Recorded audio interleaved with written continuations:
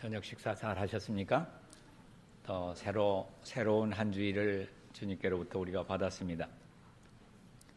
오늘 저녁에 여러분들에게 말씀드리고 싶은 것은 우리 안에 예수님의 마음을 품자, 그런 말씀입니다. 여러분 잘 아시는 말씀이지만은 우리 안에 이 마음을 품자, 곧 그리스도의 예수의 마음이니 그는 근본 하나님의 본체시나 하나님과 동등됨을 취할 것으로 여기지 아니하시고 오히려 자기를 비어 종의 형체를 가져 사람들과 같이 되었고 사람의 모양으로 나타나셨음에 자기를 낮추시고 죽기까지 복종하셨으니 곧 십자가에서 죽으심이라. 이러므로 하나님이 그를 지극히 높여 모든 이름 위에 뛰어난 이름을 주사 하늘에 있는 자들과 땅에 있는 자들과 땅 아래에 있는 자들로 모든 무릎을 예수의 이름에 꿇게 하시고, 여러분 잘 아시는 빌립보 2장 5절부터 10절에 있는 말씀입니다. 우리가 가장 원하는 것은 예수님의 마음을 품는 것인데, 예수님의 마음은 마태복음 11장 가운데 보면은 뭐라고 표현하고 있습니까? 예수님의 두 단어들이 나오는데 하나는 온유와 겸손이라고 얘기하고 있습니다. 예수님의 마음이 온유하시고 겸손하시고 인내하시고 자비하시고 사랑이 많으시고 이런 표현을 할 수 있지만은 예수님께서는 우리에게 온유와 겸손과 인내와 자비 이거를 주시지 않고 예수 그리스도 전체를 주셨습니다. 우리의 온유, 겸손, 오래 참음이 되시는 분은 바로 누구십니까? 우리가 만약 온유하고 겸손하다고 하면은 누가 참고 누가 온유하신 겁니까? 우리 안에 계신 예수님이 온유하신 것입니다. 어떤 사물이 아니고 인격을 주시기를 원하신 것입니다. 주님께서는. 그분은 모든 것을 주시는 분이 아니시고 그분이 모든 것입니다. 그렇지 않습니까? 우리의 모든 것이 되시는 예수님이십니다. 그분은 우리에게 우리의 선물은 어떤 은사를 받는 것이 아니고 그분을 받는 것입니다. 하나님께서 우리에게 그리스도를 주기를 원하십니다. 온유 겸손한 마음이 아니라 그리스도를 주기를 원하신다고 하는 말씀입니다. 그때 그분께서는 어떻게 하실 것입니까? 우리에게 그분 자신을 주신다고 하면은 내 안에서 역사하실 것입니다. 그래서 역사하는 믿음이라고 하는 것은 내가 어떤 믿음을 가져가지고 어떤 활동을 하는 것이 아니라 우리 주님께서 우리 마음 가운데 계시면서 그분이 기뻐하시는 뜻을 따라서 행하시는 것을 역사하는 믿음이라고 말할 수 있는 것입니다.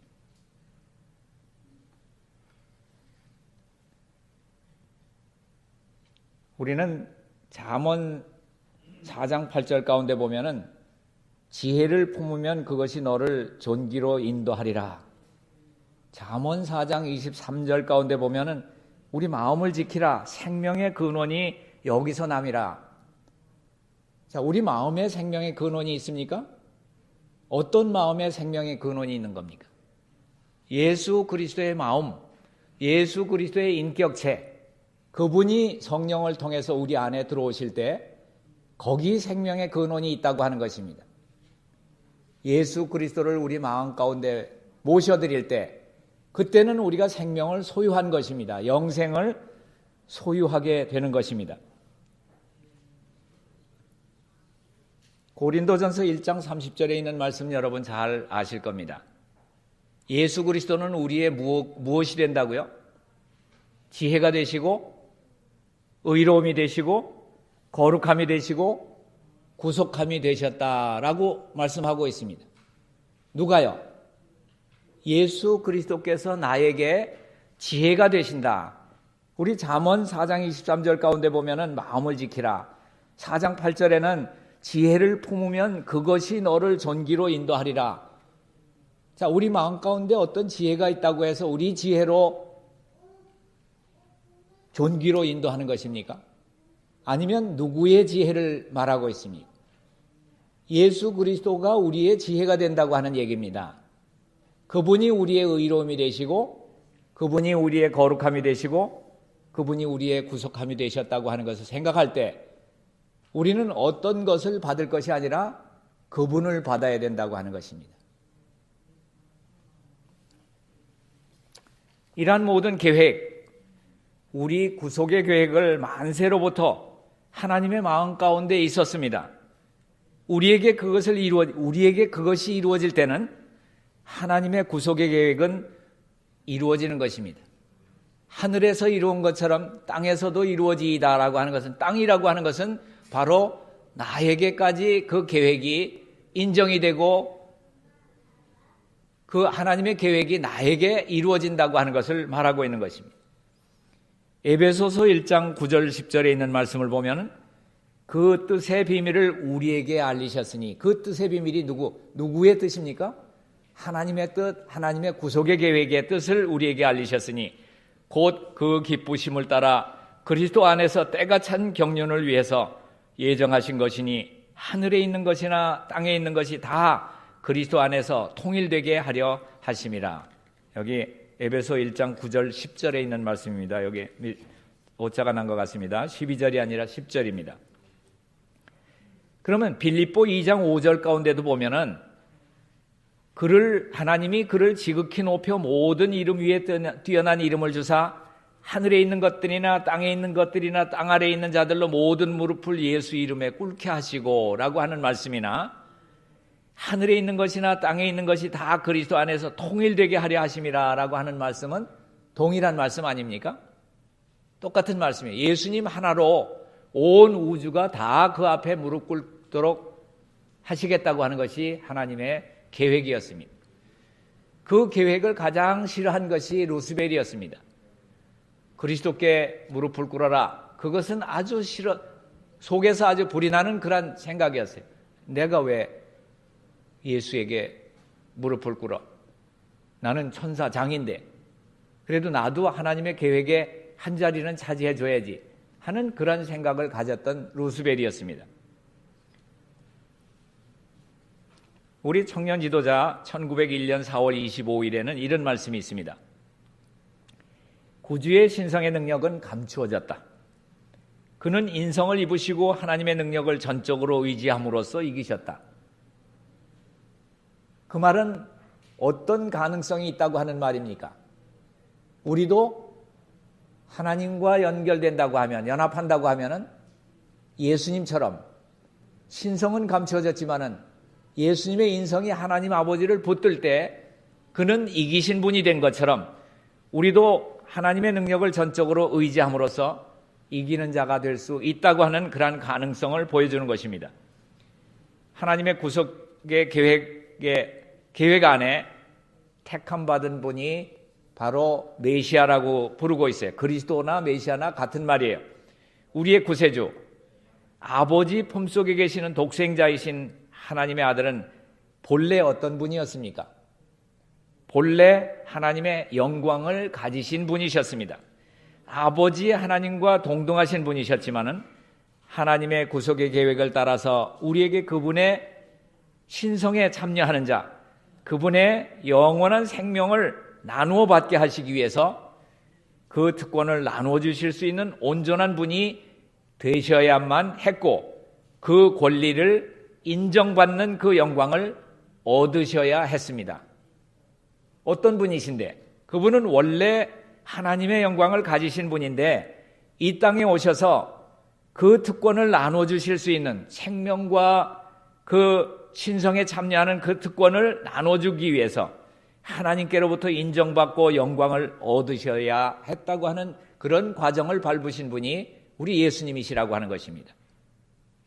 놀랍지 않으세요? 예수님도 그런 과정을 거쳐서 제사장이 되시고 우리의 구세주가 되시고 메시아가 되셨다고 하는, 자, 영광 받기 이전이라고 하는 말은 어떤 의미인가? 성경 말씀 가운데 요한복음 7장 38절 39절에 있는 말씀을 보겠습니다. 나를 믿는 자는 성경의 이름과 같이 그 배에서 생수의 강이 흘러나리라 하시니 이는 그를 믿는 사람들이 받게 될 그 영을 말씀하신 것이라. 거기 가로 열고 뭐라고 얘기했어요? 예수께서 아직 영광을 받지 못하셨기 때문에 그들에게 아직 그 영을 주지 아니하셨습니다. 여기 나온 말씀을 보면은 예수님이 영광을 받기 이전이 있었다고 하는 것을 말해주고 있습니다. 요한복음 12장 23절에 있는 말씀을 보면은 예수께서 대답하여 가라사대 인자의 영광을 얻을 때가 왔도다. 인자가 영광을 얻을 때가 왔다라고 하는 말은 아직 얻지 않았다고 하는 그런 의미가 되는 것입니다. 누가복음 24장 26절 가운데 나온 말씀을 보면은 그리스도가 이런 고난을 받고 자기 영광에 들어가야 할 것이 아니냐. 고난을 받은 후에 영광에 들어가는 그러한 단계가 남아있다라고 하는 것을 예수님께서는 말씀하고 계십니다. 그럼 어떤 과정을 통과하셔야 되는가? 우리의 대제사장이 되시는 것을 하나님께서 어떤 과정을 통해서 인정하셨는가? 자, 히브리 5장 8절부터 10절에 있는 말씀, 여기 말씀이 있으니까 보겠습니다. 그가 아들이시라도 받으신 고난으로 순종함을 배워서 온전하게 되었은즉 자기를 순종하는 모든 자에게 영원한 구원의 근원이 되시고 하나님께 멜기세덱의 반차를 좇은 대제사장이라 칭하심을 받았느니라. 누가 대제사장이라고 임명하십니까? 하나님께서 예수님에게 너는 멜기세덱의 반차를 좇은 대제사장이다 임명하시는 장면이 그 아래 교회증언 8권 177페이지 가운데 그 말씀이 나오고 있습니다. 하나님께서는 당신의 아들의 성육신, 그분의 생애, 그분의 죽으심 및 중재로 말미암아 영광을 받으신다. 그리스도는 제사장으로 임명을 받으셨는데 우리 히브리 4장 15절이나 16절 또 요한일서 2장 1절 주해를 찾아보시면은 화이트주석 가운데 이렇게 되어 있어요. 그리스도께서 대제사장 되심은 스스로 영광을 취하신 것이 아니다. 하나님이 그를 그 제사장직에 임명하셨다. 그렇습니까? 여기 말씀이 그렇게 되어 있어요. 하나님께서 그를 제사장직에 임명하셨다. 화이트주석 히브리 5장 5절 6절 가운데 있는 말씀입니다. 그분은 본래 주님이 아니십니까? 본래 우리의 주님의 롤드라 그래요. 주님이셨고 하나님의 택함받고 기름 부은 메시아였습니다. 그리스도예요. 이미 이 땅에 올 때 그리스도 메시아로 오셨다고 하는 것, 그것을 우리가 잘 알고 있습니다. 어떻게 합니까? 그분을 택했다고 하는 것은 이사야 42장 1절 가운데 보면은 내가 붙드는 나의 종, 내 마음에 기뻐하는 나의 택한 사람을 보라. 내가 나의 신을 그에게 주었은즉 그가 이방에 공의를 베풀리라. 여기 나의 택한 사람을 보라. 하나님께서 택해서 이 땅에 보내셨습니다. 그런데 그 택하신 분이 메시아가 되고 제사장이 되고 우리의 구주가 되기 위해서 어떤 과정을 통해서 어떻게 임명을 받고 우리의 구세주가 되셨는가 하는 것을 볼 수가 있습니다. 그를 조롱하던 자들 마귀까지도 이렇게 얘기를 했어요. 누가복음 23장 35절 저가 남은 구원하셨으니 만일 하나님의 택하신 자 그리스도여든 자기도 구원할지어다. 자, 그리스도라고 하는 말은 어떻게 표현할 수 있습니까? 그리스도는 기름 부은 자, 또 기름 부은 자는 또 뭐라고 표현할 수 있습니까? 왕. 그죠?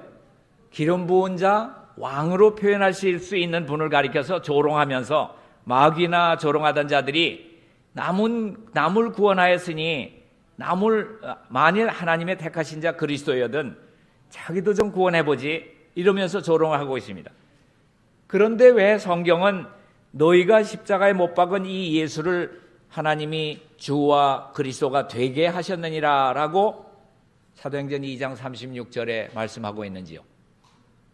하나님께서 예수님을 가리켜서 주가 된다, 그리스도가 되게 하셨다라고 사도행전은 말하고 있습니다.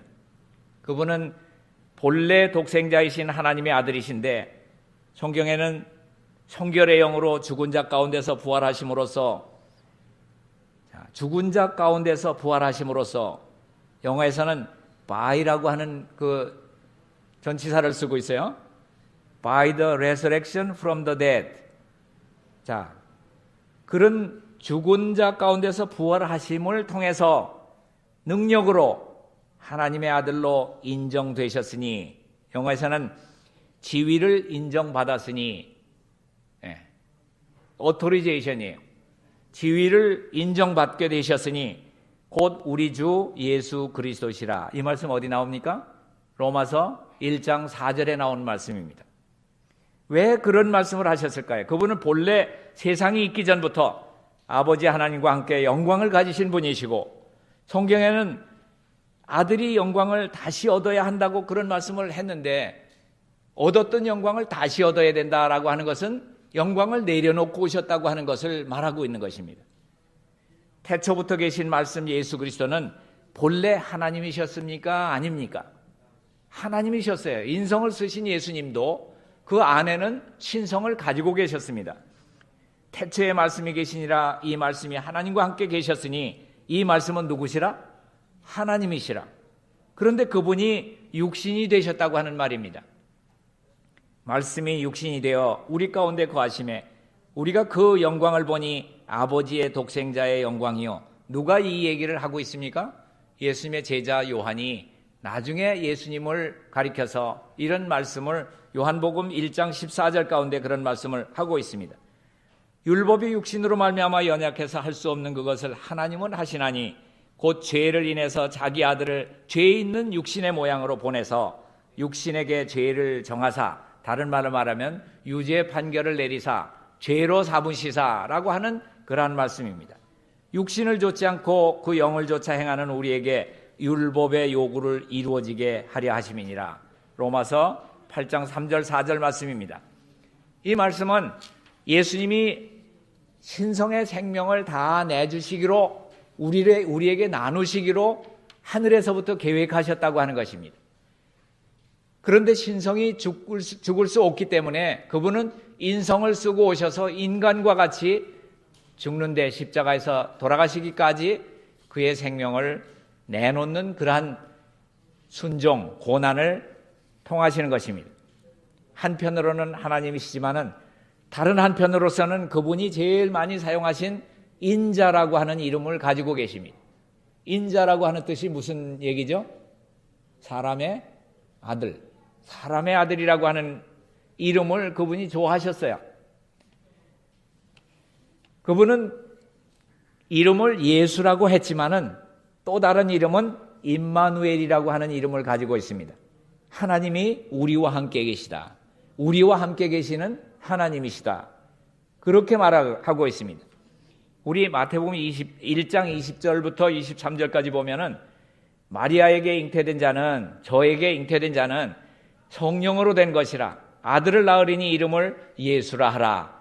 그리고 그 다음에 말씀을 쭉 보면은 보라, 처녀가 잉태하여 아들을 낳을 것이요 그 이름을 임마누엘이라 하리라 하셨으니 이를 번역한즉 하나님이 우리와 함께 계시다 함이라.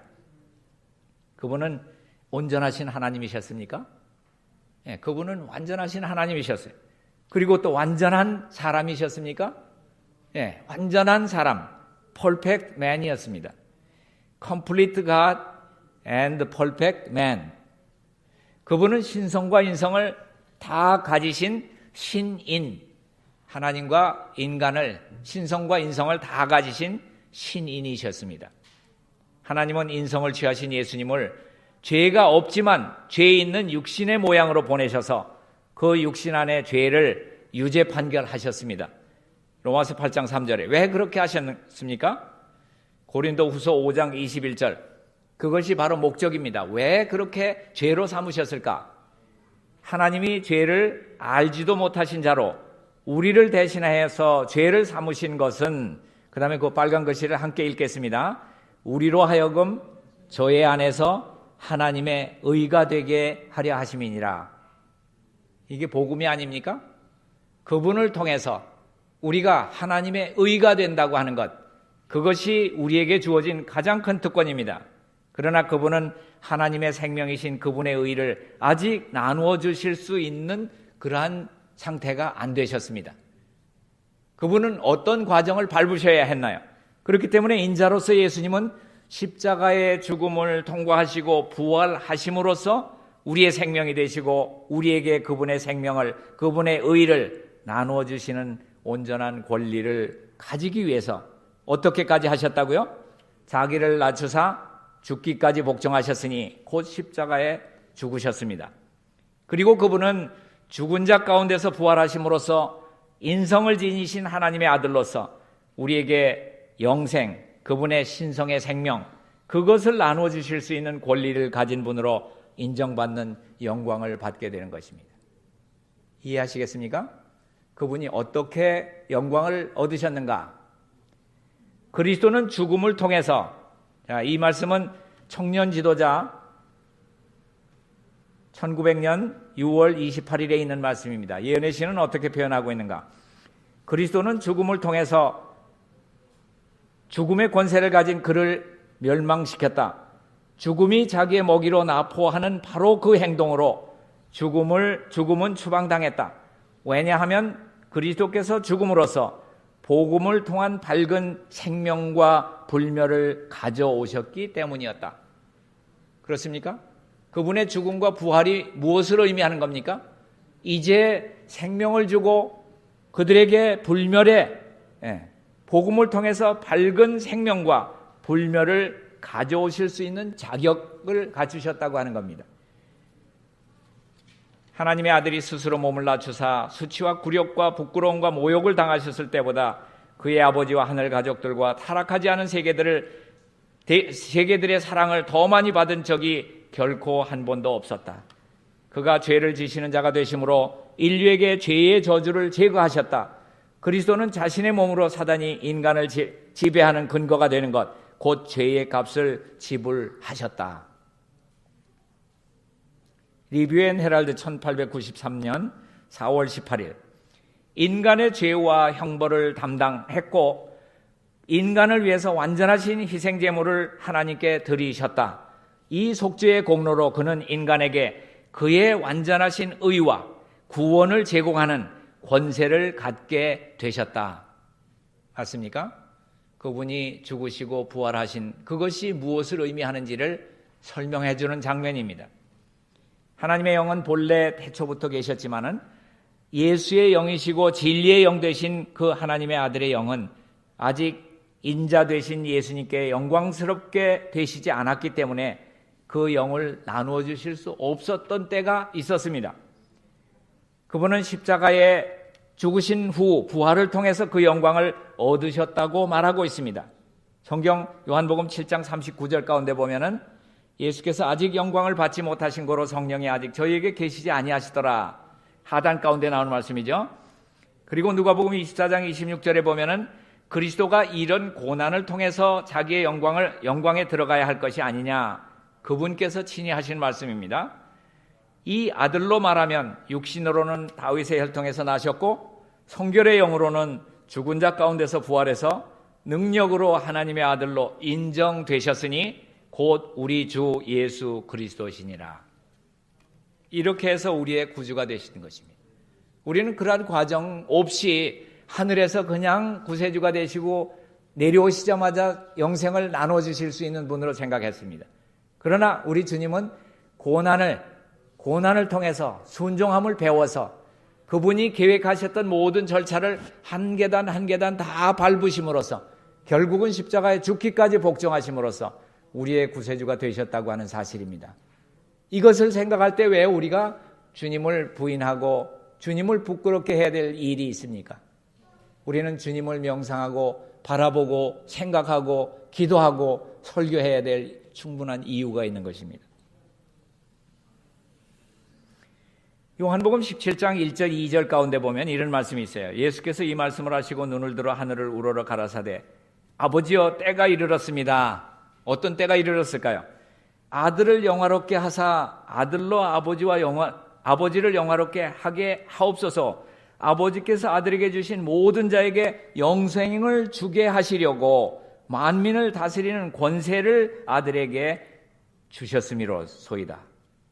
자, 이런 모든 것들을 볼 때 주님은 우리에게 영생을 나눠주기를 위해서, 영생 나눠주기 위해서 이 땅에 오셔가지고 그 모든 과정을 고난을 통해서 순종을 통해서 우리의 그리스도 메시아가 되셨다고 하는 것입니다.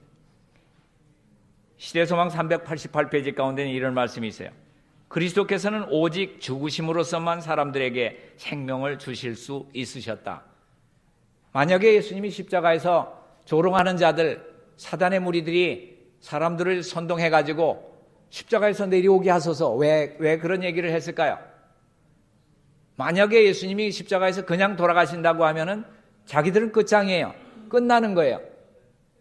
내려오소서 하는 얘기는 제발 좀 내려오셔서 하늘로 그냥 올라가십시오. 인간들은 그대로 내버려 두시고 벌받을 사람들은 인간들이니까 하나님이 아니지 않습니까? 오히려 애걸하는 장면이 십자가에서 내려오소서라고 하는 그런 장면입니다. 예수님이 거기서 돌아가신다고 하면은 더 이상 온 우주 거민들이, 온 하늘 천사들이, 모든 신성들이 인정하지 않게 되어 있는 것입니다.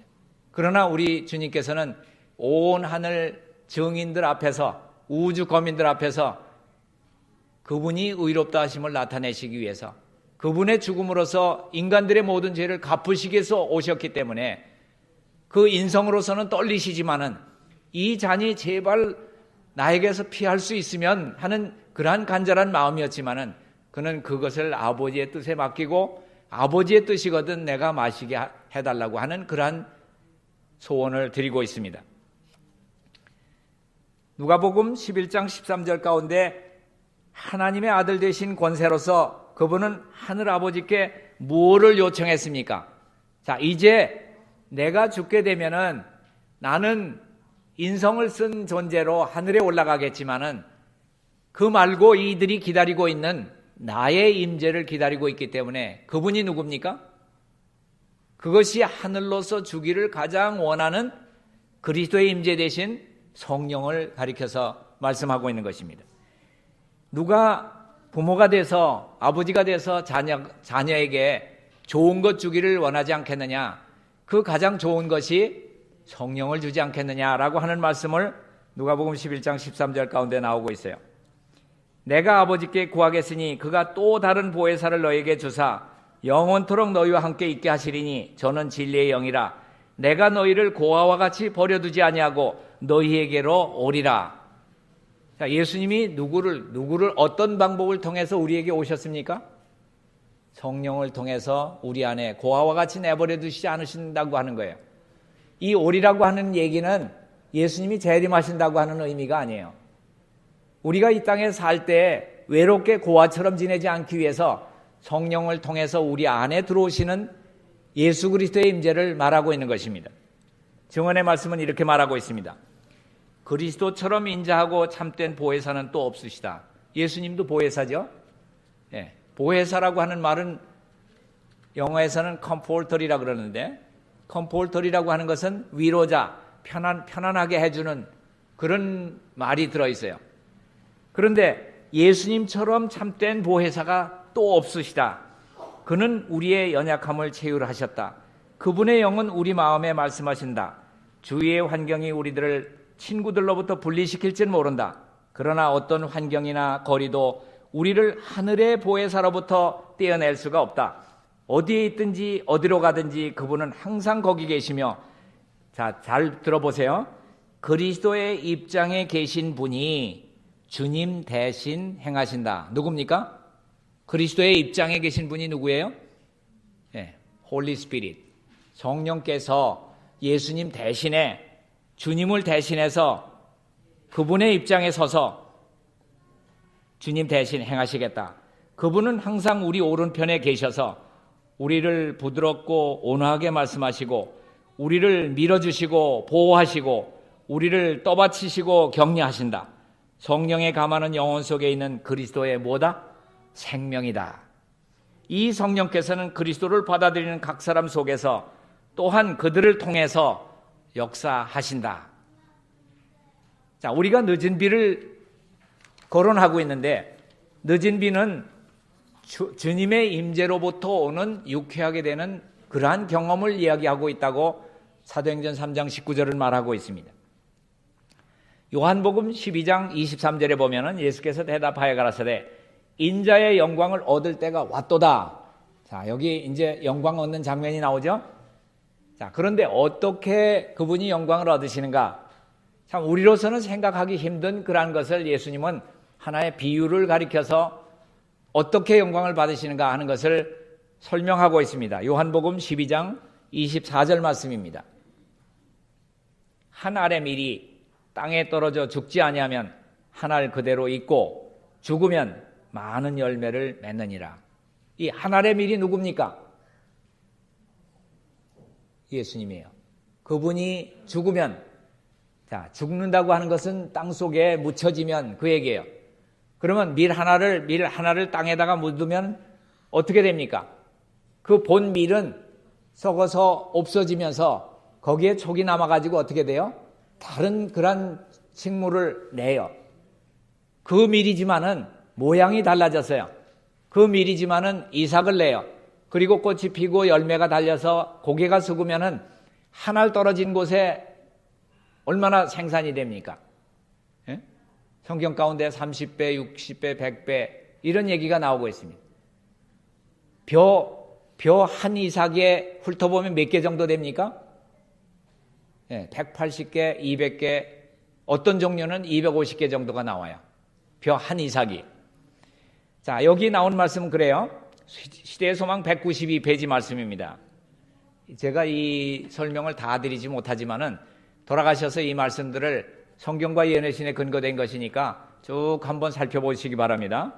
예수께서는 제자들에게 내가 너희로 노력하지 않은 것을 거두러 보내었노니 다른 사람들은 노력했고 너희는 그들의 노력한 것에 참여했느니라. 구주께서는 이때는 오순절 날의 위대한 수확을 바라보고 계셨다. 오순절에 성령을 부어주심으로 말미암아 수천 명이 하루에 회개하게 될 것이었다. 이것은 누구의 결과라? 자, 이것은 그리스도께서 파종하신 결과, 곧 당신의 사업의 수확이었다. 오순절에 많은 사람들이 침례를 받아요. 하루에 몇 명이요? 심지어는 하루에 몇 명이 침례를 받아요? 3,000명. 이런 숫자가 예수님께서 뿌려놓은 파종의 결과를, 오순절의 결과를, 그 수확을 보고 있는 것입니다. 사도행전 3장 19절에 보면은 회개하고 돌이켜 너희 죄 없이 함을 받으라. 이같이 하면 유쾌하게 되는 날이 주 앞으로부터 이를 것이요. 우리 개역 성경에는 주 앞으로부터 이를 것이요 그랬는데, 이 말은 그리스도의 그분의 임재를 통해서 유쾌하게 되는 경험을 하는 때라고 얘기를 하고 있습니다. 당신의 사업에 예정하신 그리스도 곧 예수를 보내시리라. 예수님은 어떤 비유를 또 말씀하시는가 하면은 기업을 잇는 분으로서 묘사가 되고 있습니다. 인자가 영광을 얻는다고 하는 것은 부활함으로써, 예수 그리스도의 죽은 자 가운데서 부활하심으로써 말미암아 우리를 거듭나게 하사 산 소망이 있게 하시고 썩지 않고 더럽지 않고 쇠하지 않은 기업을 잇도록 하는 길이 열린다는 것이다. 그리스도의 인성 속에 쌓였던 신성의 생명, 영생을 육신을 가진 많은 형제들과 나눌 수 있는 영광이다. 자, 그 영광이 무엇이라고 하는 것을 구체적으로 우리 연구하고 있는 것입니다. 이것은 많은 열매를 맺기 위해서 한 알의 밀이 땅에 떨어져서 죽고 새싹이 나고 자라서 많은 열매를 얻게 되듯이 그 한 알 예수 그리스도의 육신의 몸 속에 감추었던 무엇? 신성의 생명, 그것은 영생입니다. 예수 그리스도의 십자가의 죽으심으로 그리고 부활하심으로 그를 믿고 거듭나는 자들에게 그 선물을 주고, 영생이라고 하는 선물을 주고 그분의 마음을 품는 자들을 하늘 가족의 일원으로 삼으신다고 하는 것이다.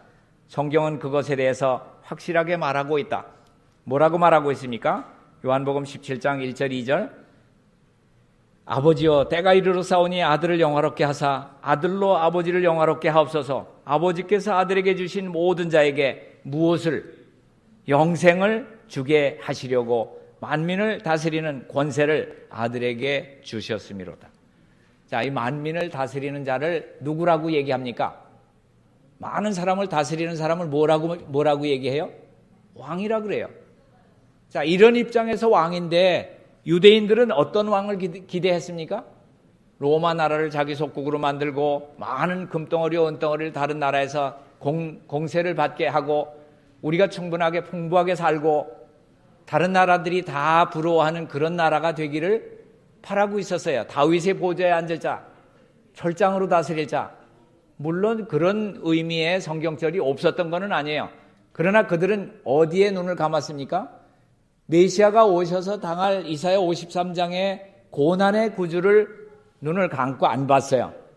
그저 좋은 것만, 자기 좋은 것만 성경 가운데서 취해서 왕이 되고 제사장 나라가 되고 뭐 이런 것들을 다 자기들에게만 유익한 것만 배기 시작했어요. 오늘 왜 제가 그런 말씀을 드리는가 하면은 오늘날 재림 교인들이 그분을 대신하는, 예수님을 대신하는 입장에서 그리스도의 임재를 우리 마음 가운데 모시게 하는 성령을 어떻게 기대하고 있는가? 그들은 전혀 유대인들이 메시아를 기다렸던 것과 똑같은 방법으로 늦은 비성령을 고대하고 있다고 하는 것입니다. 어떤 기적을 베풀고 안식일 교회가 많은 사람들에게 인정받고 많은 사람들이 수천 명씩 들어와 가지고 흥하는 그런 교회로 기대하고 있다고 하는 것입니다. 그런 때가 오겠습니까? 자, 예언의 신 가운데 보면 그러나 그렇게 기대하는 사람은 아무것도 받지 못할 것이다 그랬습니다. 그런 자들은 그 성령이 오실 때 거기서 돌아선 유대인들과 같이 그렇게 돌아서 버리고 말 것이다. 그렇게 말을 하고 있습니다. 자, 그 다음에 성결의 영으로는 죽은 자 가운데서 부활해서 능력으로 하나님의 아들로 인정되셨으니 우리 주 예수 그리스도시라. 육신이 되셨을 때 그분은 하나님을 사람 안으로 이끄셨고 부활하심으로써 사람을 하나님 안으로 이끄신 것입니다. 부활하신 후에는 그분이 인성을 하늘로 올리심으로써 손을 펴서 인성들을 붙잡을 수 있는 그러한 인자가 되신 분이, 우리의 맏형님 되신 분이 하늘에 계시다고 하는 것은 복음입니다. 하늘에 우리와 같은 분이 계시고 우리를 긍휼히 여기시고 우리를 대변하실 수 있는 분이 계시다고 하는 것은 우리로서는 명상해야 되고 기도해야 되고 그분의 피를 의존해야 된다고 하는 그러한 넉넉한 이유가 되는 것입니다. 영화롭게 되신 분은 어떤 분입니까? 우리의 형제이십니다. 시대소망 25페이지 가운데 보면 그분은 우리의 형제가 되셨다 그랬어요. 하늘은 인성 속에 모셔지고 인성은 무한한 사랑의 하나님 품에 안기었다. 시대소망 25페이지의 말씀입니다. 청년 지도자 1897년에 이런 말씀을 했습니다. 그리스도는 그의 인성을 영원 속으로 가져가셨다.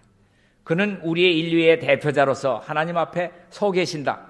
우리가 그의 의를 혼인의 복을 입을 때 우리는 그와 하나가 되고 그는 우리에게 그들은 흰옷을 입고 나와 함께 다니리니 그들은 합당한 자인 연고라. 장차 그의 성도들이 영광 가운데서 계신 그를 보게 될 것이다. 여러분도 보시기를 원하십니까? 예, 그분을 만나게 되어야 될 것입니다. 그렇게 하심으로써 하나님의 독생자는 신성과 인성을 다 소유하신 하나님의 맏아들이 되셨고 하나님은 그 맏아들을 생산자와 원형과 모형으로 삼으셔서 그분의 아들을 믿는 사람들을 그분의 많은 아들로서 받아들입니다. 한 알의 밀을 심으면 얼마나 수확하나요? 아주 많은 밀들이 생산이 됩니다. 그러나 그 밀이 생산되기까지는 자기 자신은 죽어야 한다고 하는 과정을 겪어야 된다고 하는 것입니다. 우리는 어떻습니까? 우리는 예수님이 돌아가셨기 때문에 우리는 우리 자아를 죽일 필요가 없습니까?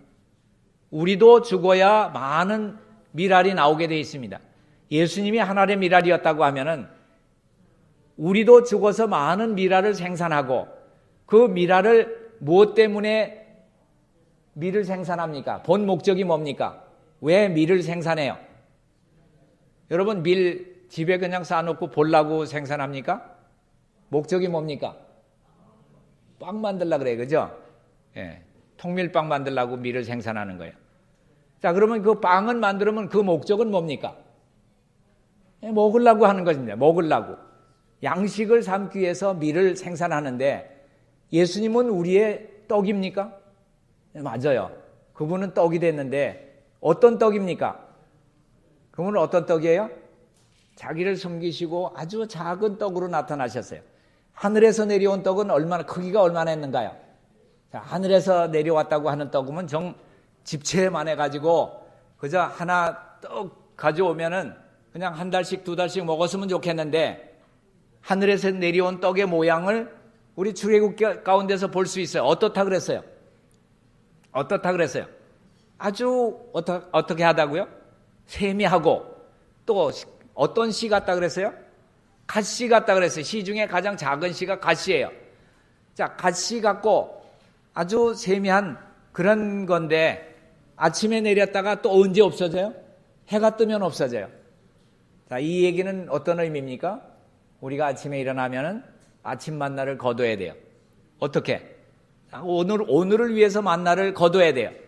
이러한 것들이 바로 예수님을 우리가 명상하고 예수님을 우리 마음 가운데 떡으로서 받아들인다고 하는 것입니다. 우리가 날마다 먹어야 돼요. 떡을 먹지 않으면 생명이 없어요. 그런데 그분은 아주 작은 모습으로, 아주 성경 가운데는 뭐라고 얘기합니까? 이사야 가운데 보면은 그분은 자기를 숨기는 자신이라. 그분은 자기를 숨기는 자라 그랬어요. 그분의 모양은 풍채도 없고 얼마나 모습이 없으면은 마른 땅에서 나는 뭐 같다고요? 순과 같고 줄기와 같고 뿌리와 같고 이런 얘기를 해요. 가물 때 콩이 나면은 어떤 모습인 줄 아시죠? 가물에 콩 난다고 하는 거 콩 뽑아보면 어떻습니까? 아주 뿌리도 줄기도 모양도 아주 흠모할 만한 것이 없어요. 자, 그런 모습으로 오셨는데 누구도 알아볼 수가 없었지만은 그분의 하시는 말씀엔 권세가 있었어요. 그분의 모든 것에서는 왕의 권세를 느낄 수가 있었어요. 심지어는 빌라도까지도 예수님의 방문 때 예수님을 한번 오라고 했어요. 자, 성경에 나타나지 않지만 빌라도의 보고서라고 하는 거 여러분 아시죠? 그 법정에 있기 얼마 전에 예수가 어떤 분인가 하루를 초청을 했어요. 예수라고 하는 분이 문 앞에 와서 딱 섰을 때 빌라도의 모습이 어떻게 변했다고 자기가 스스로 썼는 줄 아세요? 너무 자기 발이 노처럼 무거워지고 땅에 붙어서 움직일 수가 없었다 그랬어요. 빌라도가. 더 이상 어떻게 뭐라고 대답해야 되었는지. 그리고 왕 앞에 선 것처럼 그런 느낌이었다고 하는 것을 빌라도가 자백하는 그러한 빌라도의 보고서가 있어요. 자기가 총독이었지만은, 유대의 총독이었지만은 그 황제한테다가 올리는 그 글 가운데 예수를 내가 만났을 때 이렇습니다 하는 그러한 얘기들이 쭉 기록이 되어 있습니다. 자, 그 다음에 말씀을 보겠습니다. 우리도 또한 하나님의 아들들로 인정되고 나타날 것이고 그분과 함께 하나님의 품성을 표현해야 할 것입니다. 육체로 오셔서 다윗의 씨가 되신 예수 그리스도를 하나님은 부활을 통해서 하나님의 아들로 인정하셨는데, 이것은 신성과 인성이 연합된 그분의 아들을 근거와 본으로 삼아서 육신인 우리들을 하나님의 많은 아들들로 만들기 위해서 부활하신 예수 그리스도 안에서 우리도 그 생명을 연장시켜 나가야 할 것입니다. 사도는 이렇게 말하고 있습니다. 빌립보 3장 10절 11절. 내가 그리스도와 그 부활의 권능과 그 고난에 참여함을 알리해서 그의 죽으심을 본받아 어찌하든지 죽은 자 가운데 부활에 이르려 하노라. 자, 사도 바울이 원했던 것이 하나 있어요. 이 부활의 비밀이 뭔가, 부활의 권능이 뭔가, 나도 거기 참여하고 싶다. 예수님이 부활하셔서 그런 모습을 볼 때, 영생을 나누어 주시는 분이 되신다고 하는 것을 볼 때 사도 바울도 여기에 아주 빠져버렸어요. 하나님이신 주님은 우리에게 항상 주님이시다. 그러나 사람이신 주님은 부활 안에서 그분의 인성을 하나님 안으로 이끄신 후에 승천하셨고 우리 주님이 되셨다. 그분은 또한 하나님께서 보내시고 기름 부으신 분으로서 나실 때부터 그리스도이셨지만은 성경은 이렇게 말하고 있다. 그분은 다윗의 동네에서 너희를 위해서 구주가 나셨고 그리스도 주가 나셨다. 누가복음 2장 11절에 이렇게 말씀하고 있습니다. 마리아에게 그리스도라 칭하는 예수가 나게 하셨다라고 마태복음 1장은 말하고 있습니다. 시몬 베드로가 대답해서 주는 그리스도요 살아계신 하나님의 아들이시니이다. 또 요한복음 1장 41절에는 그가 먼저 자기의 형제 시몬을 찾아가 말하되 우리가 메시아를 그리스도를 만났다. 그렇게 얘기하고 있습니다. 주님은 그런 분이셨지만은 부활하시고 승천하심으로 공식적으로 하나님의 맏아들의 자격, 그리스도의 자격을 얻게 되신 것입니다. 지루하십니까? 지루하시면은 여기서 끝내고 돌아가서 여기 하겠습니다. 오늘 시간이 저녁 식사를 하고 바로 공부를 하니까 지루해서 집중이 잘 안 되는 것 같은데, 이 이후에 있는 말씀도 그저 이야기 하듯이 그렇게 쭉 연결이 돼 가니까 가서 돌아가셔서 꼭 한번 읽어보시고 우리의 구주가 되신 그러한 권세와 또 무엇을 목적으로 오셨는가, 그리고 우리에게 어떤 것을 나눠주시기 위해서, 이 마지막 장면에 보면은 우리에게 참 성령을 주시고 그분은 우리가 그분을 바라볼 때 그분의 형상으로 변할 수 있는 가장 아름다운 복음을 우리에게 주신 분이라고 하는 것을 개인적으로 더 공부하게 되시길 바라면서 오늘 말씀은 여기서 줄이겠습니다.